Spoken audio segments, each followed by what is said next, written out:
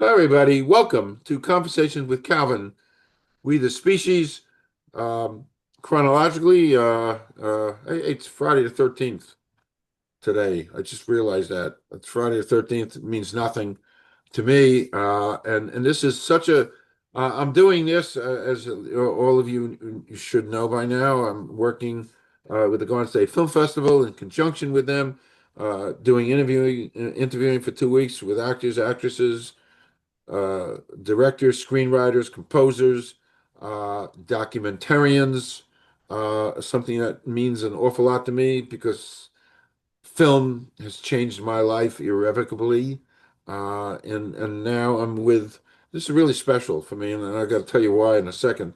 So I'm with DUDA Penteado, and DUDA contacted me last week because he heard that I was doing interviewing, etc. And the minute I got that email from him, I knew him because give or take 10 years ago, I was involved as a journalist with NJ Discover. I was involved with this new group that had formed called Neo-Latino Artists.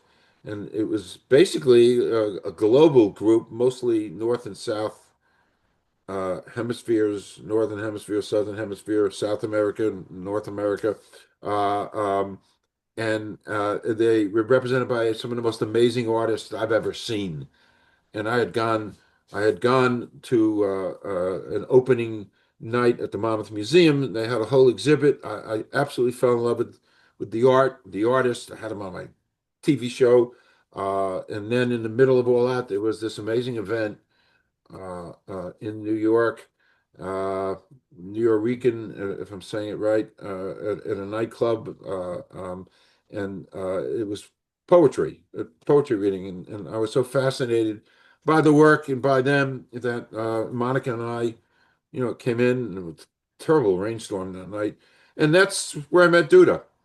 And so it was so funny. I got the email, I get the email last week. I knew right away, and I looked through all my tens of thousands of pictures, and of course, I found a picture of Duna and I, and it's kind of like full circle stuff. So this, more importantly, uh, Duda um, has produced uh, a film called All People Free. It's a documentary film. This is heavy stuff. It's not light stuff, it's heavy stuff. There are 20 million people uh, uh, who they're kind of slaves and working in industries where there's no freedom and a lot of kids and you can't believe this stuff goes on in the year 2026.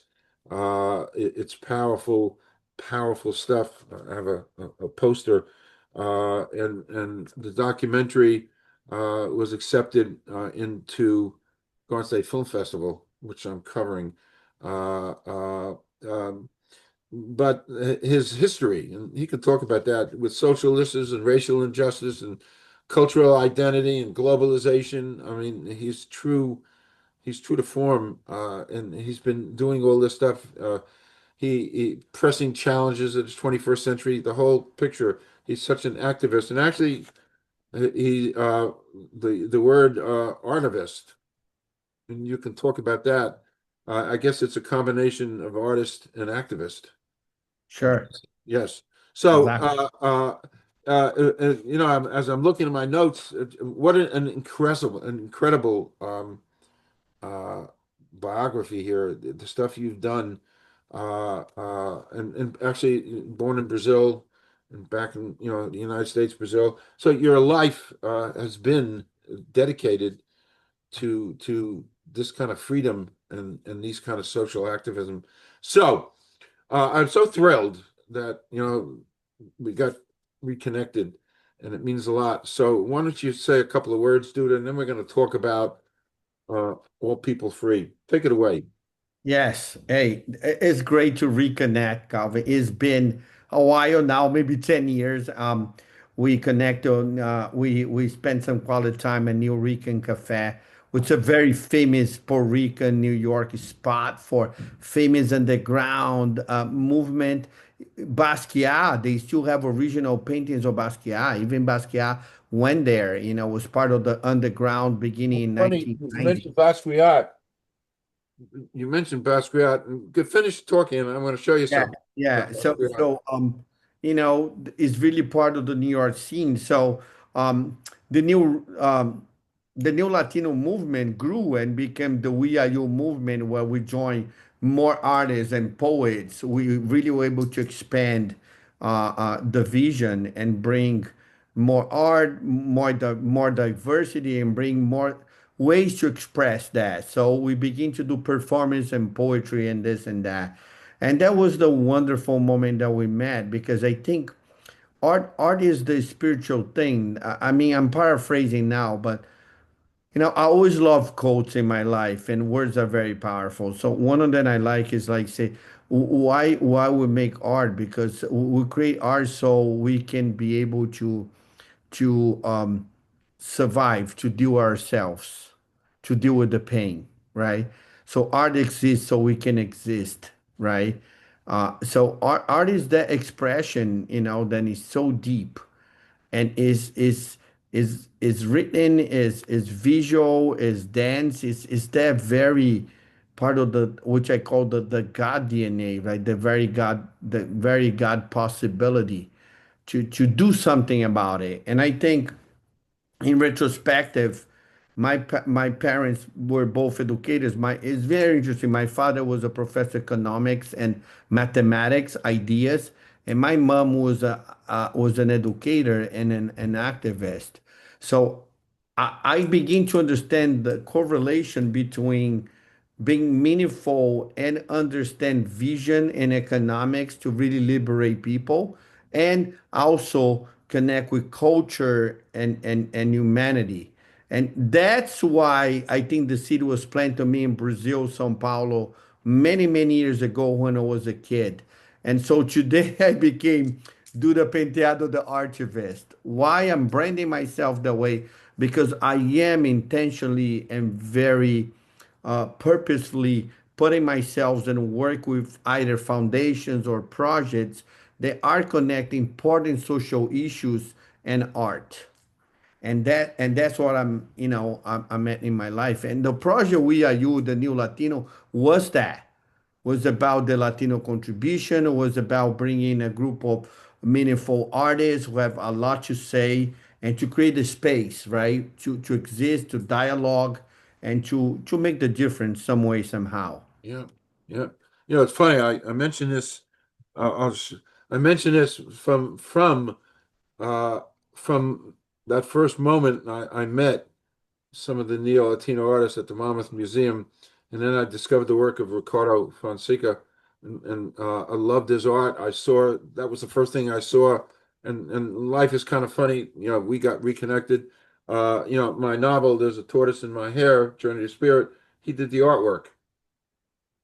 Ricardo did the artwork, which I love, love, love. It's a great. And the other thing you said, another interesting thing, you talked about Basquiat. Uh, um, and in 1970, I was worried about civil rights, and I was worried about the war in Vietnam. I wasn't kind of an activist, certainly nowhere near what you were, but I sat down one day and I drew this. Um, Oh, I love that. yeah, I'll send you a copy of it. I drew this as a form of that was one of the few things I ever drew. But when I posted this on Facebook a few years ago, people said, "Hey, Calvin, you drew you're drawing just like Basquiat," and I said, "Oh, wow." Yes, there's And a Basquiat thing there. yeah, Yes. so I'll send you a copy of that. But anyway, uh, we're gonna jump in. We got some stuff to do here. So, but all this, this synchronicity is kind of neat. I like it, Duda. It's great. So you describe yourself, and I said that word before, as an artivist, which is a great word.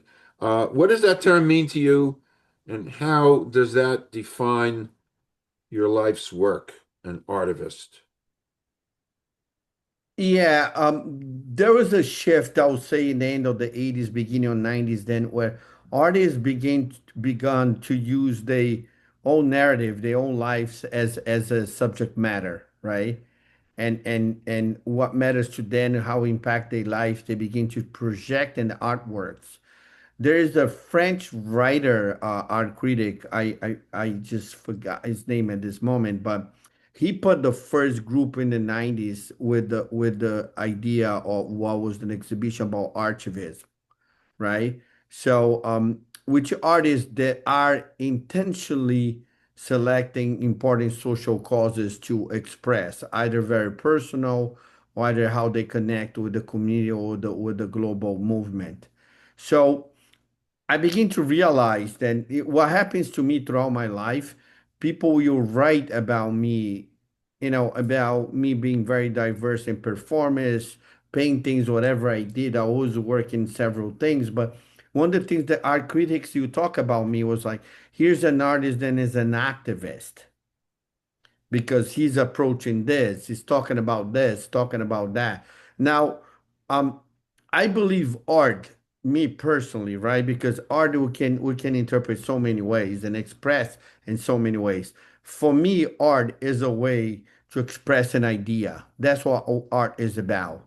That's what I love the word the fine art, right? We want to approach an idea, right? When I present something, to me, when that's done, you're able to create dialogue. And sometimes what religion cannot do or culture cannot do, the art is that space between everything that allows people to come together, right? And break bread and perhaps maybe not agree but respect each other. So art to me is connect to humanity in a very profound way.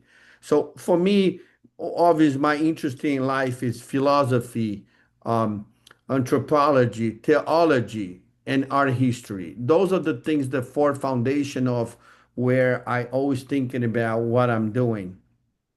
Moving forward with that with my ideas, and it became very important to me then getting out of my studio and work with community and people was the thing that will help me to give something but also learn and be transformed by the experience.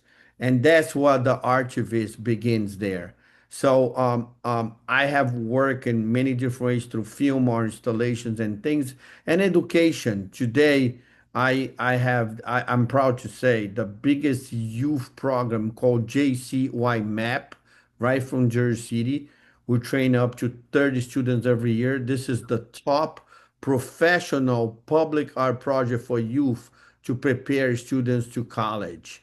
And I designed the project. And this year is going to be 12 years of that program. Wow. Wow. So in the process, I'm be able to pour into kids and learn with them too. What does it mean to them and how they process in this generation. So art again is continue to be this conduit of transformation in our community, humanity. Okay. By the way, if you see me writing, I'm taking notes, even though I'm interviewing you, I'm taking notes and I'm writing some of this stuff down because it's important. So, okay. So, what first exposed you to the reality, the modern day reality of slavery in brick kilns, people working in brick kilns in places around the world, and the slaves? Yeah, I'm connected to a great group of people that are uh, uh, very active into important social issues. And um, one of my partners, my friends in film called Isa Musharba, she did a lot of uh, uh, producing the films and helped me to find the finances distribution in my documentaries. He through our a friend and a pastor, then we have worked many years called Bishop Joshua, introduced a friend who has a son who has dedicated 10 years of his life in this crazy mission in North Africa, Asia, and Middle Eastern countries to save and save families from modern day slavery. So through that connection, we begin conversations. Obviously, for me, I wanted to know how serious was this foundation, what they were doing. When I found out they were for real, there was a very solid process, and they were really creating sustainable solutions. I said, "Wow, I'm interested in this." So we begin to meet, and I was invited by Ben Nichols, the founder of the foundation, and the conversations was, how can I help you? What can I do, right? By bringing my gift art and think about how can we expand what's happening, right? So the first thing I noticed is like people don't know. This is really the issue. I know you mentioned 20 million, but there's 50 million people on the road today involved in modern day slavery in Uh, all different categories, including prostitution, organs, selling organs, and um, all kinds of different industries, right?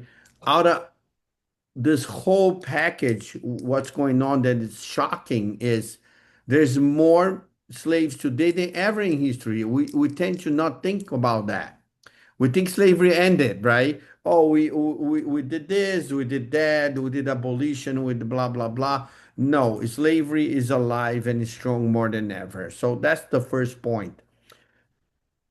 40% of the 50 million, which is 20 million, approximately 20 million and plus, is just connected with the biggest industry of slavery today, which is making bricks. yeah. That was totally shocking. Everything was shocking to me. And then even more, I had no idea. Then bricks carry such a weight in this process today, right? So I was like, oh my God, I need to really learn that.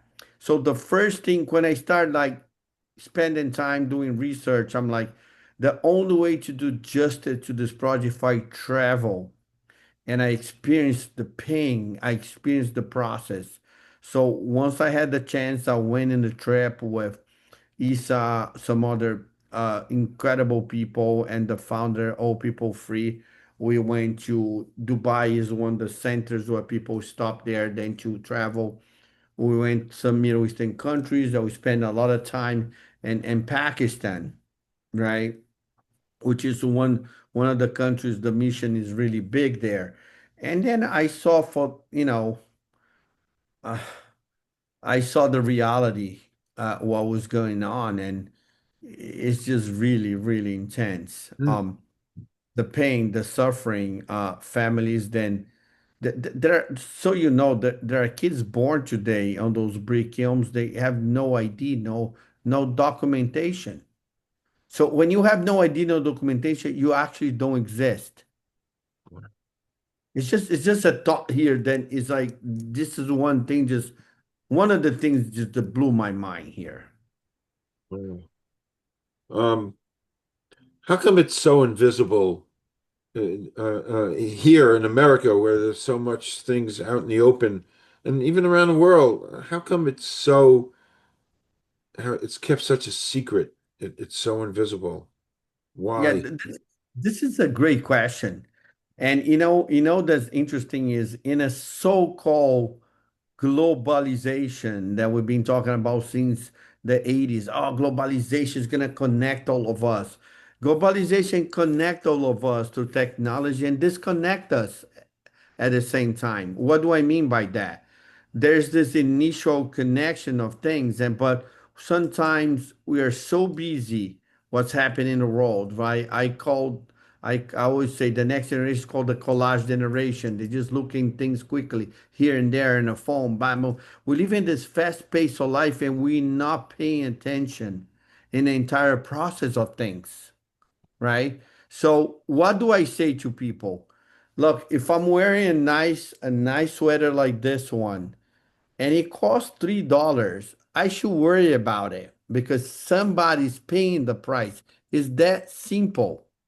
So I think the romance with the so-called globalization became now we have resources, we can all work together, right? Which is true in a way.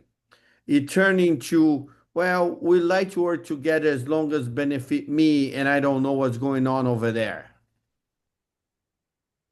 Now, I believe, Calvin, the hope is I believe we have entered now a moment in history, then we are beginning to worry about those things. So these conversations are being coming to the surface now, and people is like, I don't know about this. There are artists that want to work with brands and fashion brands, and they really worry about because it looks great, but are they really like doing the right thing? How do we know they're doing the right thing? So I think we are crossing a hopeful moment in history, then people are questioning. And question is an important thing because it gives opportunity to education. So when I'm meeting with the founder of Old People Free, there were two conversations. How can we do the movie? Because there are serious threats. We are talking about going to countries that are real radicals and terrorist movements. Okay. So they tried to kill him several times. In the short movie, you don't see a scene because I wanted to just tackle the entire issue and make sure I give information. But the 1 hour movie about All People Free, there's a whole scene about how the whole neighborhood was exploded with things that happen all the time in some parts of the world, right? So we are talking about real danger. We're talking about real situations. Yeah. Okay. And then we're talking about just trying to liberate children, right? Then are being 3, 4 generations in this process of born inside the brick kiln. When I saw that, I was crushed. And I was like, oh my God, man, the world can be beautiful, the world can be painful, but when children can defend themselves, we need to defend them, the innocent. And that crushed me. And I told the founder, I'm all the way in, man. Let's do this. Let's see how we can do. And I realized that if you are open to this, education and film and lectures and going to film festivals, going to university is the beginning of the movement. Then you need to lead. The more people know, I know people are going to do something about it because people want to do something about it in this moment in history. But people don't know. That's people Yes. don't So know. education is the first I didn't stop. know. I had no idea, and I think I'm fairly worldly. It's funny. I interviewed a woman 6 months ago. She's involved in supply chain, and they go into places like you went into in Africa and the Middle East, and they find these wonderful women, mostly women, who like make clothing, and they actually work it out where the women who create whether it's items or create fashion, and the supply chain actually reaches out to them, and they supply it and they give it to whomever, and these women get paid nicely for doing what they're doing, which is the opposite of what you're talking about. And that's such it's part of it. The company is involved with supply chain, and that's a wonderful thing. So what I'm trying to say is I knew about this positivity that women in remote places, because of this company that's involved in seeing they get paid, not slavery, they get paid nicely for what they do. And actually there's some big companies. Like Williams Sonoma is a big company. They buy stuff that these wonderful people make, and it goes into the supply chain. But that, to me, is a wonderful thing. And so I'm worldly enough to know that that's a wonderful thing that's going on. I interviewed her, but now I'm hearing from you, these 20 million people are slaves, a lot of children, and Well, you, you, I you, just didn't know it. I mean, you're right about that. And you see, this conversation, the reason that we're talking about you and I having this conversation is is is important because this is what is happening, right? There is a movement that is begin to happen several years ago where people begin to question, right? What's really going on here? And that's why it's making the difference already. I'm just adding to the pot, right? And I'm glad that the world is hungry for that. Every time we present the film, the incredible response I have. And people tell me, how is that happening? I tell you how is that happening. The consumer world, that is the developer world, that has money, has bought things without really questioning the process. That's the simple answer of that. But now there are a lot of people questioning those processes and questioning the brands and question the companies. So there is a movement. That's when film and art and fashion, one of the programs Old People Free do, it is creating fashion. I create a shirt with iconography of the vision. We employing most of girls because boys in those particular parts of the world, they have a better situation than girls. Girls are really exposed. There's a lot of rape, a lot of abuse, so they need to be more protected. It's just the reality. Okay. But what's happening is one thing connects to the other, to the other, to the other. But if we begin to, one of the things to do, it is economical pressure. It is education to, hey, you're doing the wrong thing. We're not buying your brand. This is very important. The second one is using the UN and using the European conventions, everything to continue to bring these conversations about what is happening, right? So some of those conversations are happening. So what is shocking to me then a guy like you, Calvin, and like me that travel the world and talk to so many people all the time who had no idea this is happening. You telling me, dude, that I'm shocked? And I'm not surprised because I was shocked too. I had no idea about this until I Wow. connect to someone and I started studying the subject matter, which to me proves how important this film is. Correct. The 10 minutes or the 1 hour. I Correct. mean, and interviews like yours, podcast in any way, then I can get Correct. information That's what it's out. all about. Yes, Teaching, yes. teaching, teaching, teaching. There's an old, listening to you, there's an old saying. Actually, I'm not sure where it came from. It might have come from the Quran, actually, or maybe the Bible. And I'm thinking about you. He or she who saves a life saves the world. And Yeah, that's a paraphrasing of some biblical text. yeah, yeah, and that's just powerful stuff. So it makes True. me think, what you're doing here, to educate and to get people to think and act as an artivist. So that's a wow. Um, this is a special, uh, All People Free is a special kind of storytelling, and you have to do it with a kind of dignity and respect, don't you? Yes, completely. I don't think I could have done any justice to this if I see one of the things I tell you, what's the difference of maybe the artist and the archivist? The archivist must go and experience the other. See, one of the things on the global connection or economy or understanding is sometimes we think we know the solution or the other. Most of the time they know the solution. What, but they don't have the condition for the liberation. Hmm. So when you put yourself in the condition of the other and experience the environment, the oppression, whatever that is, that was happening, that changes you and make you understand the other. So to me, I can't really put my hands in any of my issues that I highly regard as important social issue without putting myself in a console, traveling there and experience the hot weather. I went to a place, this factories, they have no drinkable water, no drinkable water. I Wow. didn't see stove. I didn't see how these people are taking a shower and they're working 17 hours in in the winter. But remember, the winter is the desert. Wow. So we're already talking about 30s and more I mean, we're talking about 70, 80s. I'm sorry, I was thinking far and I'm thinking it, but we're already talking about 70, 80s in the winter, 90s. And in the summer, we're talking about 120, 140.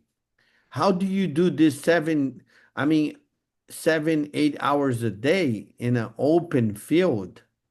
and then I ain't see no drinkable water. I was just shocked. I came back to the US. I want to share this. I was like 2 weeks numb. I needed 2 weeks to readapt to my reality. And anyone who came to me,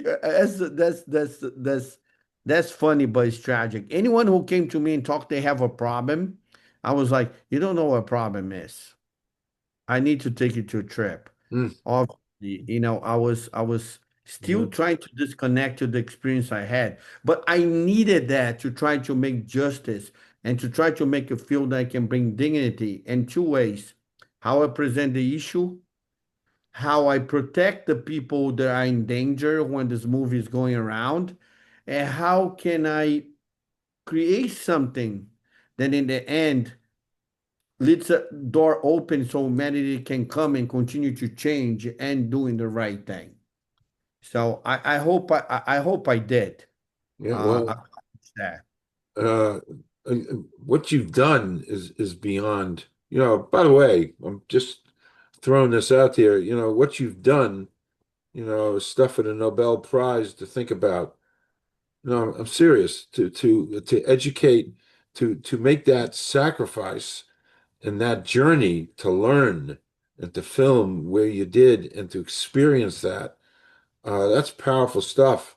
That's the stuff they give awards out besides the film to being a humanitarian, which is what you are, to do this and to go on this film circuit and to get people to understand this, to educate. I mean, and again, I think I'm fairly worldly and I read a million articles a day. I'm on top of things. I interview people all over the world. So but I just it just never crossed my path because because nobody talks about it. Yeah, no, Nobody talks about it. And listen, I'm an environmentalist. I've organized a global little think tank of people to talk about the environment and stuff. So I'm on top of things, but I did not know about this. So it's a wow. Um, was there, so you're there and you're seeing this stuff. Was there a particular image, something that you saw, a story, an image that is still with you today, you can't lose? yeah. I mean, there's so many stories. I'll tell you this one. It's actually a movie. There was a blind girl. They made her work making bricks 7 hours, A and there's blind girl. an interview with her, and she says, "I'm just here because I want to help my sisters." Wow. I mean, this is just one story. It just it just breaks you into pieces, and I guess I needed that beating to understand because you need to. I think to make any great artwork, you need to really go deep, and you need to put you need to be vulnerable, to make a great artwork. So, uh, allowing myself, you need to put yourself to the journey, right? And understand the condition of the other. And this is just one story that there's so many, like just thinking about families, then there are 3 or 4 generations. Just think about people that has no documentation. I never thought about that in my life. Have you? Like, what does it mean to be a person that has no ID? You know what it means? You don't exist. It's just that crazy. Wow. So I was confronting so many things. Then I'm like, oh, the world needs so much help. And that gave me, you awakened the giant on me to just go the extra mile and trying to do anything. We had a limited budget to do this film. We're able to do it, and now we're talking about, thank God, we're talking about some producers. There's a chance to do a docu series in the future. There's a chance. I can't give a lot of information now, but if it happens, I will come back to your show and Sure. tell you. Oh, please do. There's also a conversation about producing a film about the cause, So if those things happen, I will be so grateful Yeah. to the people and to God, because this will be the conduit to educate more people. And that's how we make the change. People make Yeah. people make the difference. That's a reality in life. Yeah. Yeah. Know, a person makes the difference every day. You get up, what you do will affect people, will make the difference. So yeah, it's to me is also incredible opportunity to allow me to put a hand with incredible people connected to the Old People Free, the family of Ben Nichols.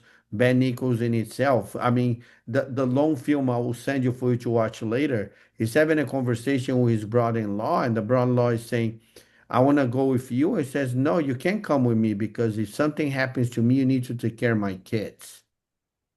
Hmm. I mean, this is like Wow. this is just real conversations happen. Um, I'm reading you worked with Will Calhoun from Living Color on the film's soundtrack, which is huge. So how did that collaboration come about? Oh my God, Will is such a great guy. You probably, oh, yeah, this is great. Going back 10 years ago, the day we met, Dr. Preston, Dr. Nelson Preston was there. He did a poem. Oh, oh, And he is one of the guys, poets from the Beat generation, probably the one, the few that's still alive today. Uh, wow. he's one of my mentors, and he introduced me a lot of people. Oh my God, I've been blessed to have great friends and great people who has open opportunities. And through him, I met Will and the Living Color Band. This is a history of more than 5 years. Will was a top drummer in the world, and he liked to explore sounds. And he was in Brazil several times. And one of my events in Brazil with Dr. Preston, we connect Will, we tour together, and that's when I learned he was creating the sounds of Brazil, the sounds of Africa, the sounds of culture, the Latin culture, Brazilian bossa nova and Cuban jazz, all that stuff, right? And then I'm like, show me your stuff. And he showed me, I'm like, oh my God, I love this. So I asked him to collaborate in a very small project with me, and he did. This is 5 years ago. He said, yes, let's do it. So then from there, we collaborated in the documentary. And when I present to him the idea, why to Will, right? Because it's not just that he's an amazing musician, award-winning drummer. It's just then sure, the Living Color Band is they activists. They are social changers, right? The lyrics. So I knew when I present the project to him, he's like, Duda, I love this project. I wanna end. Wow. So he gave me a great, he was very generous, and he gave me a price. Then I was able to, give him some money to produce the soundtrack, and he collaborated. He donated some of his time, and he created incredible soundtrack. And music changes everything, changes the environment. So Correct. he is incredible. Now we're trying to organize a lecture that I can have him on the stage to talk about how was collaborating with the sound. He told me incredible stories when he's working with his team in the studio, because he did the soundtrack for the 10 minute, and he did the soundtrack for the 1 hour film. He's telling me the guys who working with him is watching the movie and he's crying. The 1 hour movie. And it's like, and from that experience, they creating the music. Uh-huh. Wow. So, I mean, what can I say? Great people, right opportunity, the right time, the right heart. It Wow. just makes an um, Invitation. Yeah. incredible project, Yeah. that now we're ready to touch life. So I love Will. He's actually in Brazil right now. Oh, Liv that's funny. Paulo is doing a tour in Brazil at the 40-year celebration. Uh-huh. There's always a connection with Brazil with Rock in Rio, São Paulo, Argentina, Uruguay. We're always big in big band. So he's there now with few friends, and you know, what can I say? Will's a great friend, a great musician, and I think a man with dignity to know when to make an exceptions to allow to join people to make the difference in the world. Wow. So you got to really listen to that soundtrack to They feel. were playing, by the way, because you around Asbury Park a lot, I'm assuming, right? Because you work with the film Yeah, fest. sure. I used to go. I was there. I used to be there 3, 4 days a week back when I was doing solid journalism. So I know all about the sounds of Asbury Park. Yeah, And they were just playing a few months ago.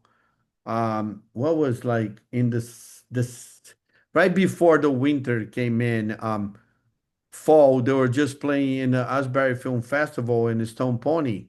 oh wow, So wow. I went there. I went there to see him live too. He said, "Dude, I got tickets because I have friends at Asbury Park." So Uh-huh. I'm so happy I'm in this film festival. Which, by the way, they so organized. They so amazing. They send me emails every week. You know, I'm totally in love It's with a marvelous.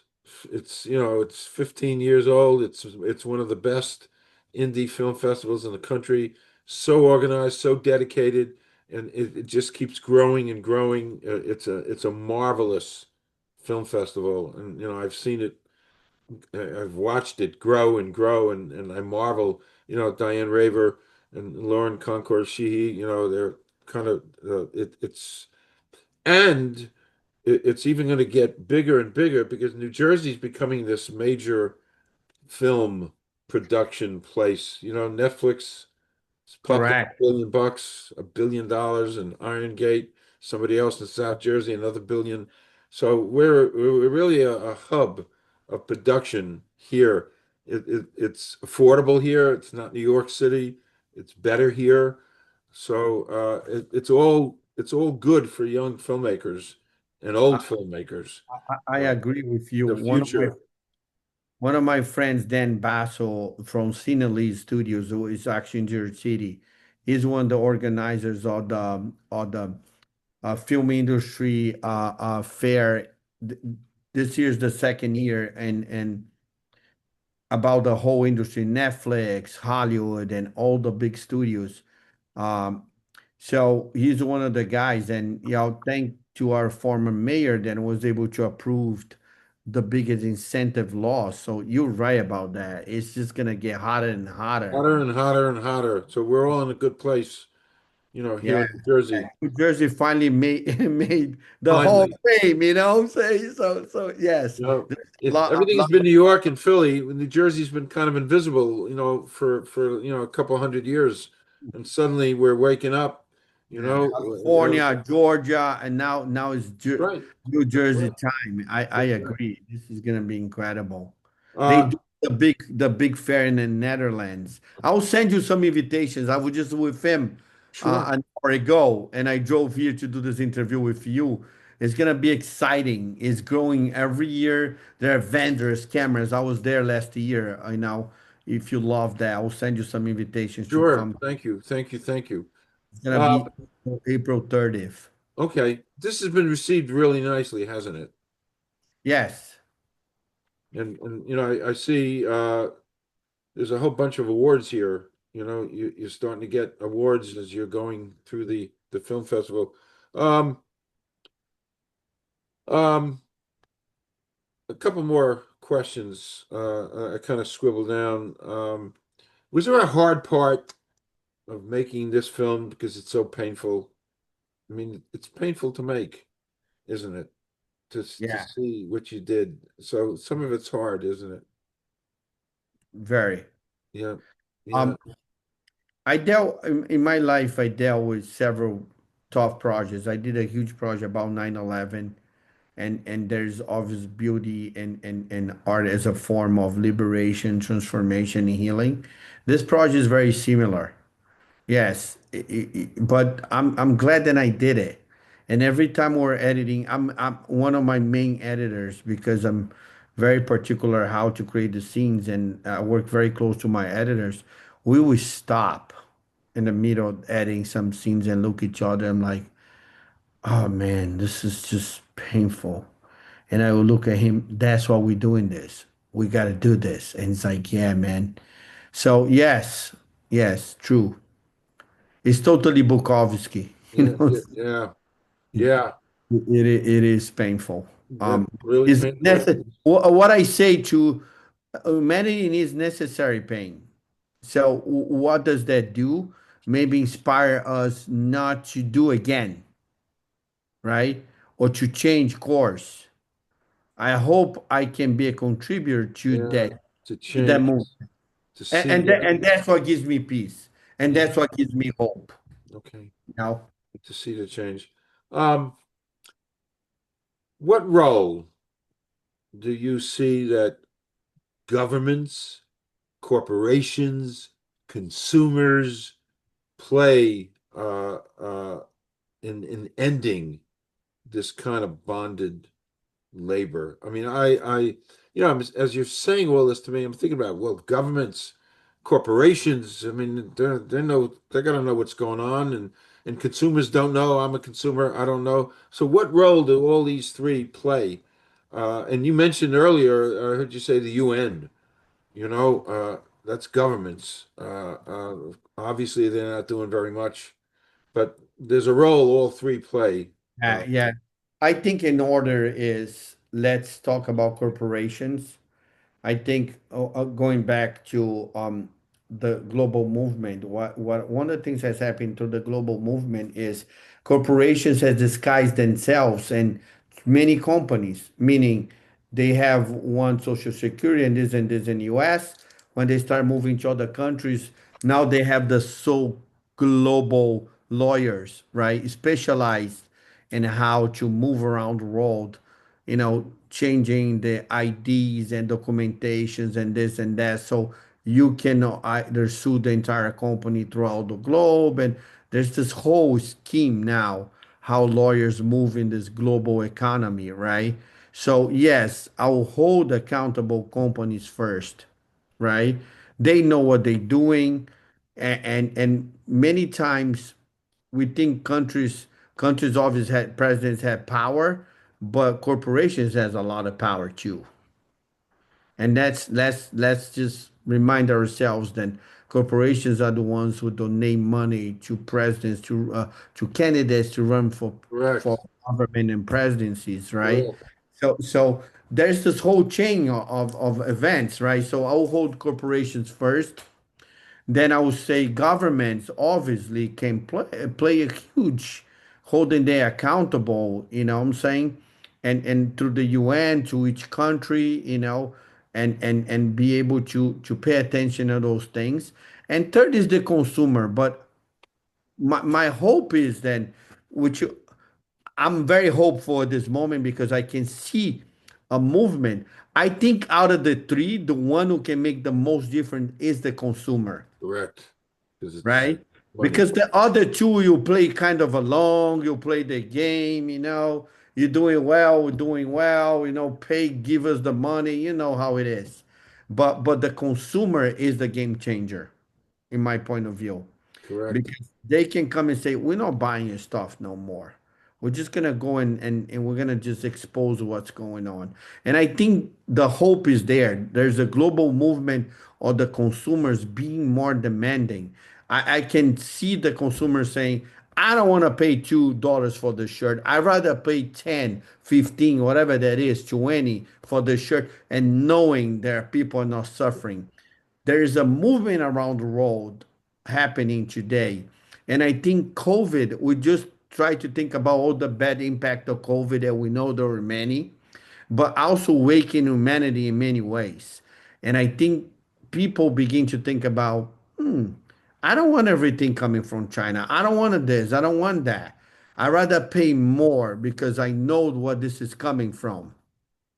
Yeah. So I think there's a movement. I don't think I know. I can see it because I see how people responding to the film, you know, and so the consumer is the key. The more we educate them, the more educate through universities, through any means, through film, through lectures, through any means, educate the consumer, the more change will come. And then the trickles down government, business, or business and government. That's really my take on this. No, perfect take. Um, perfect take. Last thing, and you kind of said it all anyway. You did say it. I'm writing all this stuff down. And I'm actually going to write this up when I put together this thing and your words and your thoughts. And that's why I'm busy writing. I got to do a lot of things. I'm a one-man show here. Um, what do you hope audience are going to feel in the last? They're going to take away the last couple moments of the film. What do you want them to Um, feel, to I, do? well, I love that. I designed the both films with a lot of one of my goals. Okay, let me rephrase this. I think in the last 15, 20 years, documentaries became a very important thing. Let me say that. I think people begin to want to see the person more than see the actor, you know, acting like the person. Okay, so we can begin to see a movement, right? Or very high produced documentaries. Documentaries today go from when I say my project was low budget, it was around 100,000, a little more than 100,000. But when you talk about Netflix stuff, they talking about 1 million to 3 million to 5 million, some productions. So we can see documentaries become super sophisticated and enter which I call the docu series, right? Which several episodes. So we can understand how the impact of documentaries is changing people. And I always make this joke, right? I say, you know why I love documentaries? Because people cannot imagine what people really do. We are just crazy. The stuff human beings do is insane. When you say, no, no, no, no, no, this person didn't do this. Oh, yeah, he did. So we can see the need of humanity to really trying to understand the issues, understand how human beings react to things. So we can see a very tangible movement through that and economics behind that in many different ways. So I thank you, the Netflix, the Hulus, the Amazons, and all of that. The industry change, but also adds so much to this category, documentaries. Now, said all of that, I think um, I want people in this film to feel pain, to first be educated, the second to feel pain, to feel a little bit what I felt. Because if I cannot touch in that way, you're not gonna do nothing about it. So I tell people this, right? We can end with this because I love it. Because when I talk about creating art and film, I have a whole lecture just about film. I tell people, how can you tell me the movie is good, is not good? That's the question I ask my students. They think about it, oh, nah, nah, wait, this, and that. Some of them get the right answer. And the right answer is this one. The movie that was a real movie, however it was done, is the movie you can't stop talking about it. Look, the movie meant nothing. Tomorrow you barely remember. I'm right or wrong? Yeah, right. You're absolutely right. Like you watch something tomorrow's like, what was what was Yeah, the what movie was that about? about? You don't remember. Yeah, The movie you liked or the documentary, like you go telling your wife, your neighbors, you go to dinner, you go, man, I just have you seen this movie? Right? Because you're still chewing on it. You're still digesting that. That is a great movie. I hope my movie carry that this DNA that I'm explaining to you. Then people go home, they still chewing on it, they still tormented in a way, and they feel like I gotta do something about it. I can donate something, I can send a text, an email, I can send an Instagram, I could take action on it because it has to be a movement. It has to have a call to action. So I hope my movie can do that to people. So the two ingredients to a documentary, I think, is two. One, finding important issue of today that means something to humanity. And the second one, the personal stories then can connect that to humanity as well. When those two ingredients are in, I think the documentary can really be effective, not Wow. getting to the production of the cameras and this and that, because all of that is needed. But Wow. the two fundamental things that moves, like creates the soul of the movie, right? Wow. Well, congratulations, because I have 5 pages of notes here listening to you. I never did this before, but your words are wonderful words. Your deeds are wonderful deeds. Doing this, it's just so necessary. Wow. So I'm just grateful. I love the universe, and I love the mechanics of the universe and how people get together and come together, how we met 10 years ago, and now how we met again. And I have a chance to do something that's really positive and important because, I believe in all this stuff. I believe in the spirituality of things. You got to answer this, you got to answer and you got to do some good stuff while you're down here. So Agree. listen, I've absolutely been enthralled and amazed listening to you. Your depth and your caring. It's a wow. And of course, I didn't really get a chance to know you 10 years ago. Now I know you better. You're quite amazing. Just saying it. I call it See as I that. see it. You're quite amazing to even undertake this and what you're doing with this. So, in my small little way, my job's to spread the word, and that's what I'm gonna. That's what I'm put here to spread words, and this really requires spreading words, truly. So I'm on your team, Duda. I appreciate. I don't know if you're gonna. Hopefully, I can see you in the film festival. I'm trying to get there. I want to get there. Breakfast, the incredible breakfast, the bay. There's the gala. Let me know if you're there. I'd I, love I to. want to that Thursday night, the opening night, the Thursday night. I want to get to. Um, that's what I'm shooting for. I'll be there that Thursday night at the gala. I guess it's at the bowling alley. Last year it was there, so that's when I want to try to make it, but it's hard for me to get there any other days. But I want to be there and get a chance. We can take another picture again. You know. Yeah, that would be wonderful. Every 10 years we take a picture, Yeah, yeah, that's right. That's awesome. So thank you. I only wish you good things with this because you know what? It's for all of us. It's not just for you. This is really for all of us going forward. So I only wish you good things. I'm just going to stop recording. Don't leave. We'll just do a 30-second wrap. But thank you so much for giving me the opportunity to meet you again. Appreciate, Good. Calvin. Thank To you. be continue. Thank you. Thank you.